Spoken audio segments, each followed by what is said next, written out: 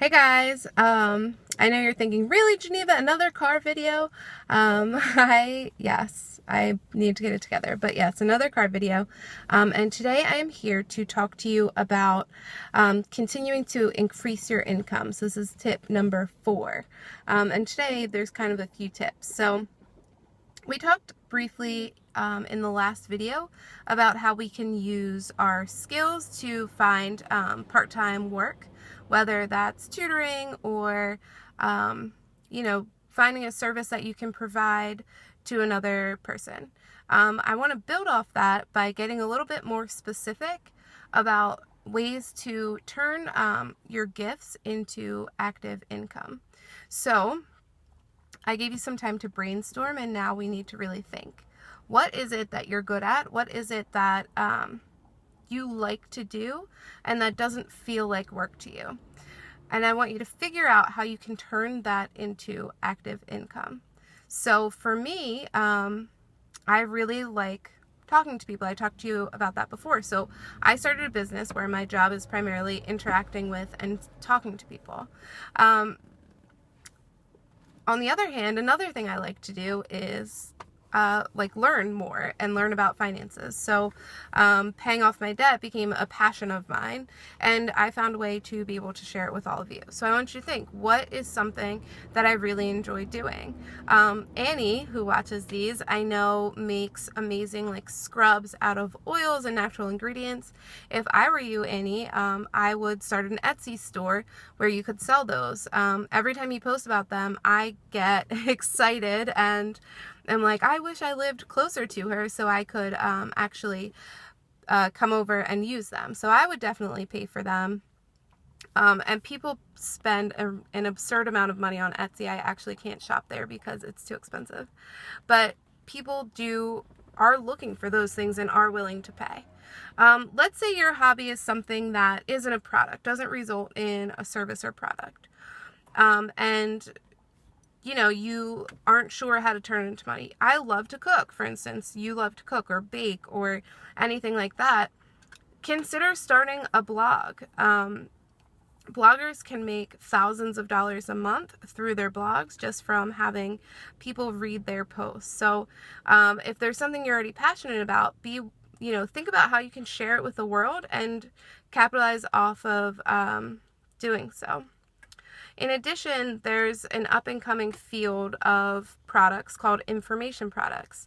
And that simply means videos like these or tutorials or, subscriptions to an email campaign that might be just writing or something ebooks. Like those are huge right now. And people are looking for information on how to do things. So maybe you absolutely love running or you absolutely love to play tennis. I know of a guy who turned that know-how into a successful business. I think it's called fuzzyyellowballs.com. And he just simply took the information he knew and presented it to other people who wanted to get better at playing tennis. And since he created value, they are more than willing to pay for it. So I want to address the elephant in the room, right? I'm talking about how to increase your income through these skills, talents, or know-how that you have and share it with others. And you're probably a little bit confused as to why I'm not making money off my blog. Not my blog, but why I'm not charging for these videos.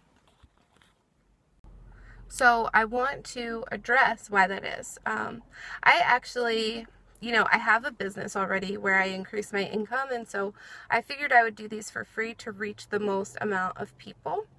And when I did that, I did reach a lot of people. I told you about 5,000 people saw my video and wanted the information. However, once we got started, people fell off. Let's just be real. About 50 people actually started full-time the course, and we've kind of whittled down now to about, actively, I would say there's about maybe 10 or 15 of us at most.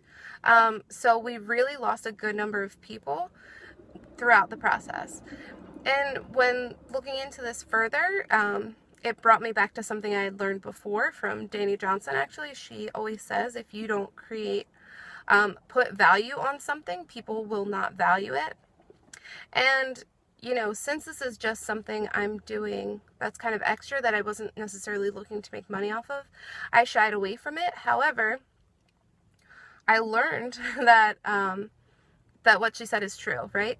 If those 50 people had paid even $1 for the course, they were way more likely to complete the course and actually learn how to become financially fit, which is what my goal is. So, you know, I'm looking into what I can do to continue helping people along this journey, and do so in a way that they actually stick with it. And so I'm going to be developing some type of course where it will cost a few dollars to start, so that way people actually stick with it and finish. So if you're like me and you're having that same hang up, like, I don't, you know, I just like to do these things for fun, I just like to help people, you know, I want to just put my services out there, just be mindful of that, that trap that people can fall into. So that is my take on offering your services and know-how to the world to increase your income. And before I wrap up, I just wanted to tell you that tomorrow I'm going to be sending out one more email filled with tips on how to increase your income. And this is going to look like a little different than what we've been talking about. It'll be more or less ways to make quick money, maybe not as much money, but just quick amounts of money online to increase your income a little bit more and help us reach that $1,000. And then these ideas that I've done so far have been a little bit more long-term.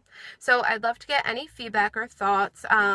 What do you think about charging? Do you feel like you shouldn't charge for services that you would provide anyway, just out of love? How do you feel about it? Can't wait to hear from you, and I will talk to you soon.